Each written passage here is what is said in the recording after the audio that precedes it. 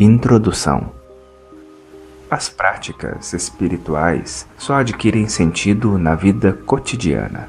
A relação com nossos pais, esposa, marido, filhos, colegas de trabalho e demais seres em todos os planos da existência, material e sutil, é o verdadeiro termômetro da prática.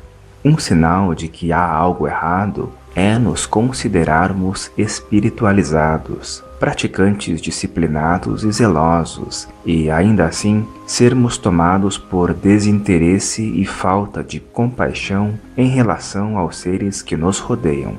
No sentido último, o isolamento e a prática formal são artificialidades. Só se justificam por eventualmente proporcionarem a remoção de obstáculos. São remédios, têm princípios ativos e, por isso, também efeitos colaterais. Quanto antes nos livrarmos dos remédios e atingirmos nossa condição natural de saúde, tanto melhor. Todas as construções espirituais, ainda que meritórias, são esponja, água e sabão, ou seja, dispensáveis ao final da limpeza. Na primeira das 6 partes de Meditando a Vida, vamos examinar as várias formas de introdução aos ensinamentos do Buda. Trata-se de uma abordagem geral, apontando os aspectos sutis contidos nas diferentes maneiras de apresentar o pensamento budista.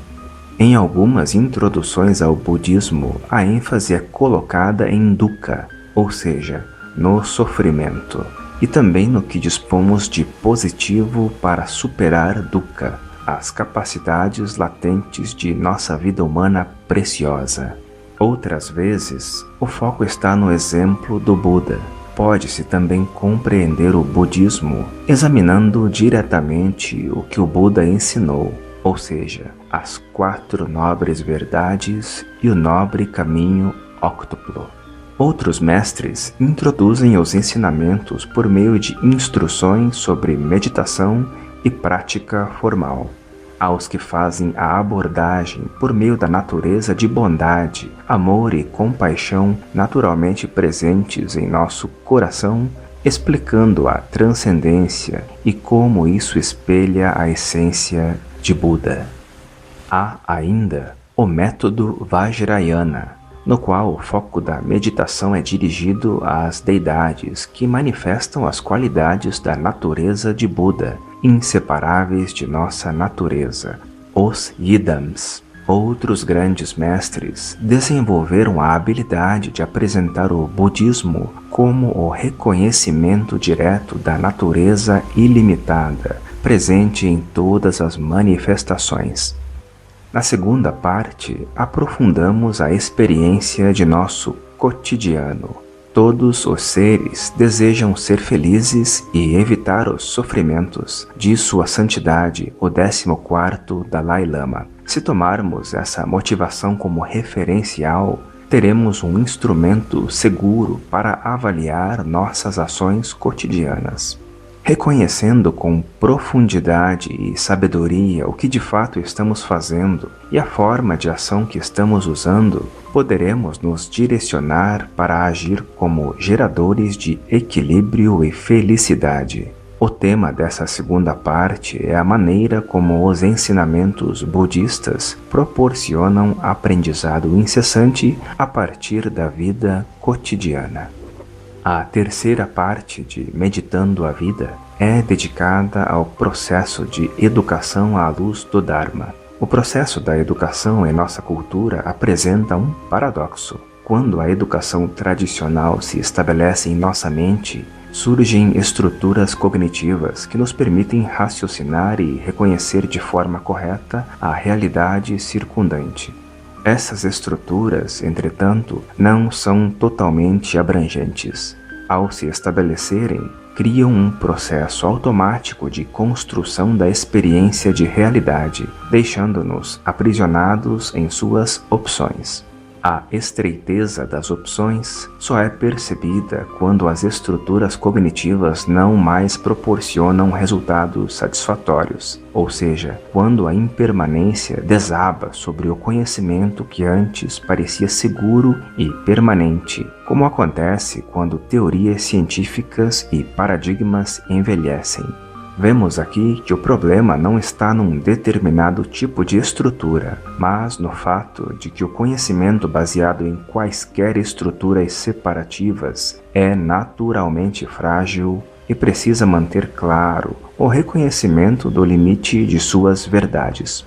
O processo automático, involuntário e, em geral, completamente oculto de atribuição de sentido estabelece uma sutil forma de prisão. No budismo, educar é libertar. Libertar das estruturas que conduzem nossa forma de manifestar a experiência de realidade e que criam nossos impulsos de ação sem nos consultar e sem nos avisar. A quarta parte de Meditando a Vida apresenta de forma breve e direta as várias etapas do caminho da meditação. A meditação não consiste em um único tipo de prática. Existem diferentes formas de meditar. O conjunto de práticas constitui um caminho de várias etapas. Cada estágio leva a um processo mais sutil que o anterior. O objetivo é o refúgio final e perfeito na natureza de Buda. A quinta parte de Meditando a Vida explica como lidar com crises e conflitos. Todos os ensinamentos budistas tratam da superação de obstáculos e crises através da percepção da liberdade da mente. As crises fazem parte do mundo dual. Elas se manifestam nas identidades separativas criadas por nós mesmos. Criamos identidades e estabelecemos pontos que não queremos que se alterem nunca. A crise acontece quando a impermanência atinge um desses aspectos rígidos. O budismo considera as crises benéficas por permitirem que nos flexibilizemos, que aumentemos nossa percepção de liberdade. Quanto maior a liberdade, menor a quantidade e intensidade das crises. Quando se atinge a liberação, as crises cessam, porque a natureza absoluta não entra em crise. Na sexta parte, analisa-se a paz no cotidiano. A paz faz parte de nossa essência, é o nosso estado natural. Perdemos a paz quando criamos identidades, quando nos fixamos em referenciais, estabelecendo coisas que não queremos que mudem. Cada vez que a impermanência se manifesta nessas fixações, nossa paz transitória é abalada. A verdadeira paz só é obtida com a iluminação, mas antes disso, é possível experimentar momentos de paz. Para isso, é necessário cultivar a flexibilidade, trabalhar contra as fixações. Meditando a Vida é uma compilação de palestras. O trabalho de organização, gravação, transcrição, revisão e edição do texto foi realizado generosamente por muitas pessoas de diferentes cidades, todas com o coração compassivo dos Bodhisattvas e o brilho no olhar. Gostaria de agradecer especialmente a Nelson Padma Yeshe, Angelita Padma Palmo, Eduardo Padma Dorje, Eliane Padma Prajna, Bruno Davanzo e Sueli, Gustavo Guerra, Fabiane Rocha dos Santos, Maria Bernadette Brandão e Mara Rejane Russell. A edição final do livro é de Lúcia Brito, com sugestões de Eduardo Peninha Bueno. A motivação para a transformação dessas palestras em textos foi a percepção de que o cotidiano traz incessantes e maravilhosas oportunidades para praticarmos lucidez e profundidade. Entretanto, para que isso aconteça, é necessário observarmos alguns pontos por meio dos quais nossa visão e ação passam a incorporar a sabedoria budista de trazer benefícios a todos os seres. Apresentamos o caminho que consiste em parar, serenar o corpo, a fala e a mente e desenvolver lucidez progressiva sobre nossa natureza e sobre a natureza de todas as nossas experiências. No início, nossas experiências são vistas como internas ou externas. No fim do caminho, elas são reconhecidas de modo incessante como manifestações do brilho e silêncio da unidade primordial. Prostro-me diante dos mestres que, inseparáveis da natureza do silêncio, refugiados no reconhecimento do brilho e da liberdade primordial, vivem a inseparatividade compassiva, manifestando a inesgotável energia de ação que brota da motivação de trazer benefício a todos os seres. Sua natureza é tão ampla que nenhum ser deixa de ser alcançado. Essa natureza ampla é a natureza ilimitada de Buda, além de espaço e tempo, além de vida e morte, além de forma, reconhecimento e nome. Prostro-me diante de todos os mestres vivos que, em carne e osso, manifestam milagrosamente a natureza incessante de todos os Budas.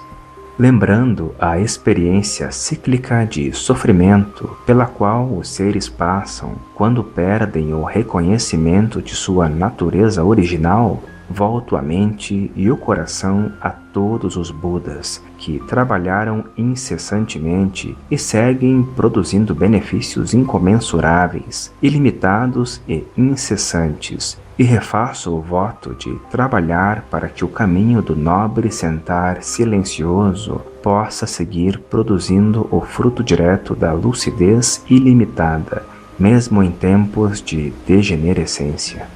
Que os seres possam, da forma mais rápida, reconhecer-se na experiência original que nunca perderam, pois ela não tem início, nem tempo, nem fim, e assim libertar-se da experiência onírica de existir em uma roda da vida, imersos na impermanência. Padmasambhava, Caminho do Meio, Viamão, Rio Grande do Sul, fevereiro de 2001.